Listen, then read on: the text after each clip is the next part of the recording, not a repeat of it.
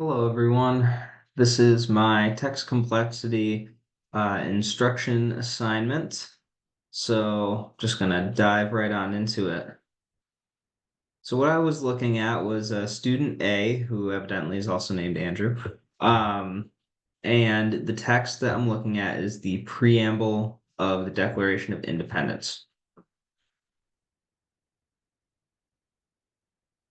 Now, the main roadblock I chose to discuss is that Andrew gets overwhelmed with dense text.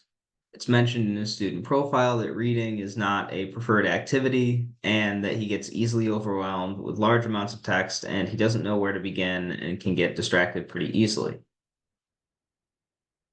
The current presentation of the preamble is kind of like a singular, single-spaced paragraph, just a big chunk of text.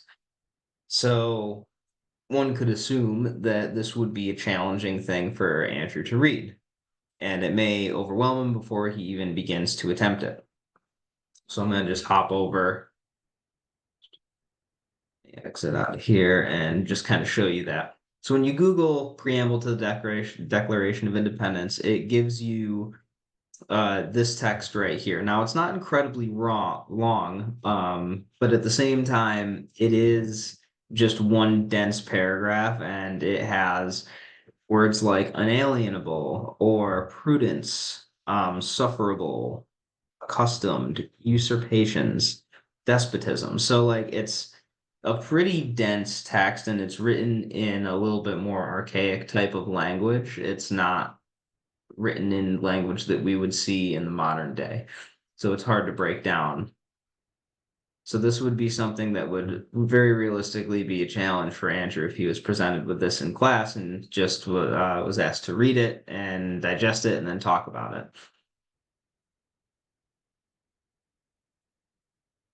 So to help Andrew out, my teaching point is using visual aids, graphic organizers. I'm a very visual learner myself, and I find that these are often helpful for breaking down and synthesizing large chunks of information into manageable pieces.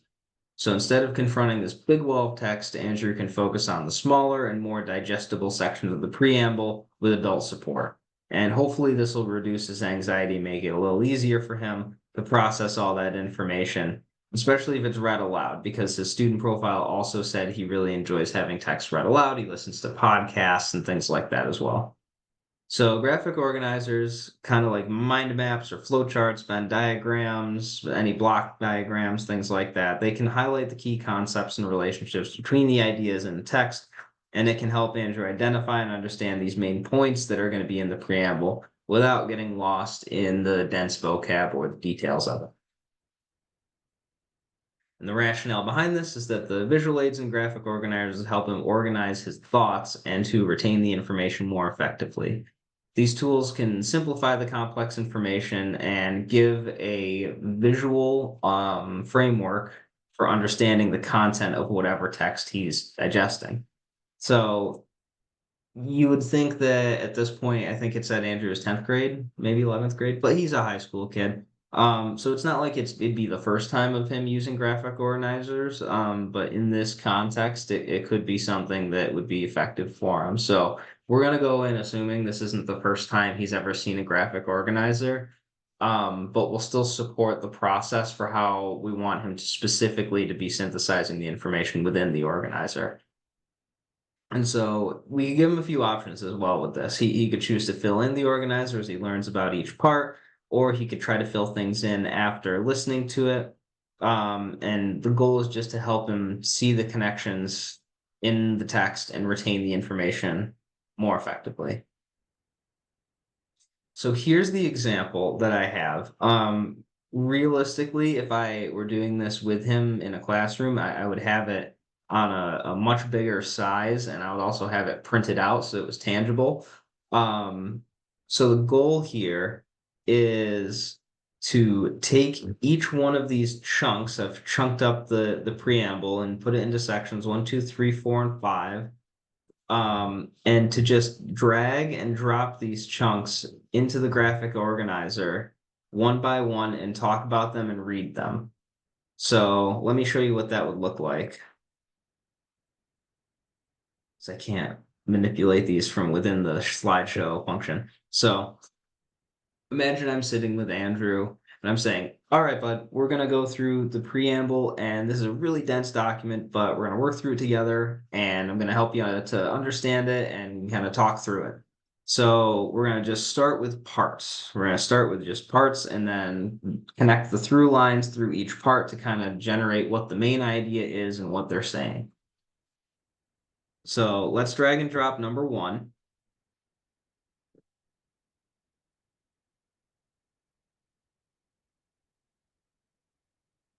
I'm going to zoom in for you guys so it's a little easier for you guys to see too. So number 1 says, we hold these truths to be self-evident that all men are created equal and that they are endowed by their creator with certain unalienable rights, that among these are life, liberty, and the pursuit of happiness. And so I would ask him first, what do you see in there that jumps out to you? Or what do you see in there that is new or unfamiliar? My guess is that he would probably look at this word specifically, unalienable. And unalienable means undeniable or cannot be taken away, cannot be removed, revoked, etc. And so we would go through defining that word and then talk about what that means in terms of the document itself. So this is the preamble to the Declaration of Independence. That the Declaration was serving the purpose of declaring independence from the British Empire of the 13 American colonies.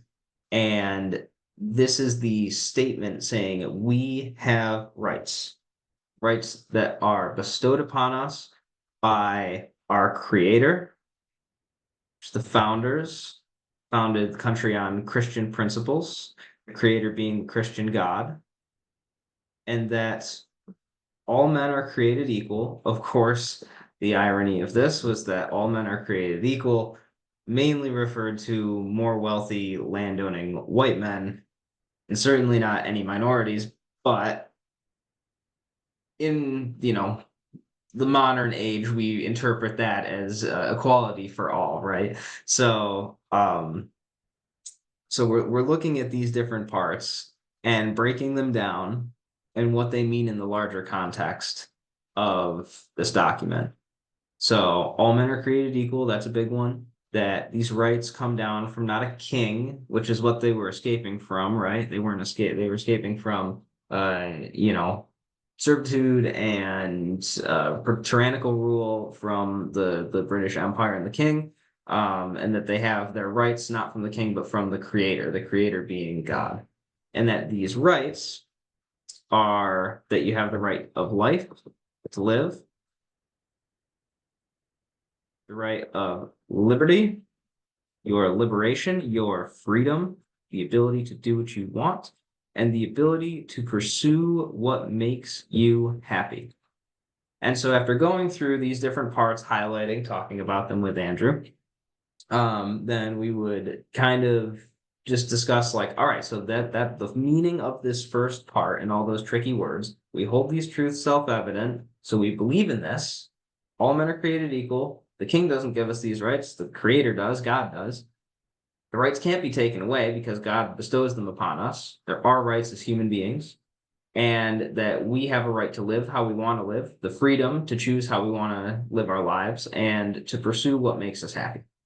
That's setting the stage, first sentence of the preamble. And so, of course, from there, I would go on and then say, all right, let's go drag and drop number 2. Imagine this was on a piece of paper and he could like glue them on or something like that instead too. Like I would probably make it more fun than what it looks like right now. Oh, hello. Let me go back over here. And I would go through this same process with number 2, that to secure these rights, the governments are instituted among men, deriving their just powers from the consent of the governed. And we would go on to talk about to secure the rights that, the people control the government, that the powers don't come from any omnipotent being, that the powers of the people in control come from the people who elected them, which was a fairly novel idea at the time. That most people were under rule by a king. There was not representative government in many or any places of the world at that point, really. And so this idea that the creator gives humans, all humans, the same rights and the same freedoms, and that the people in charge are beholden to the larger populace and what they want, what they need. That was a pretty revolutionary idea.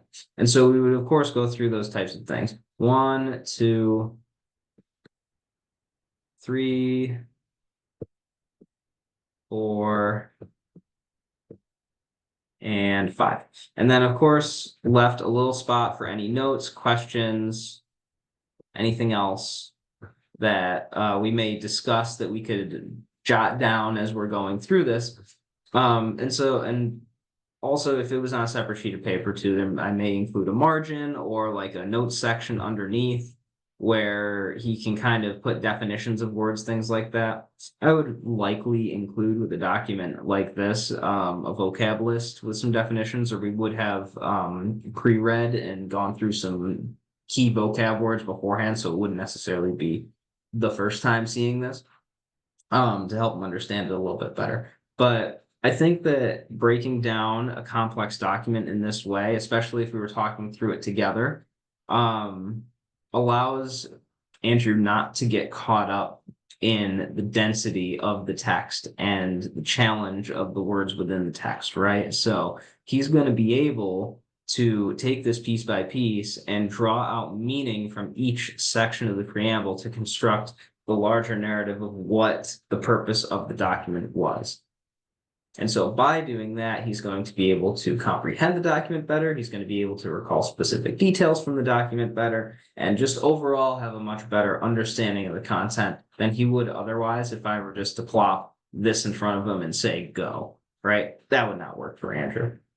So in summation, that is the teaching strategy that I would choose to use. When looking at this document, I would break it down. I would highlight the key words. We would talk about and define them. I would work together with him and maybe start modeling like number 1.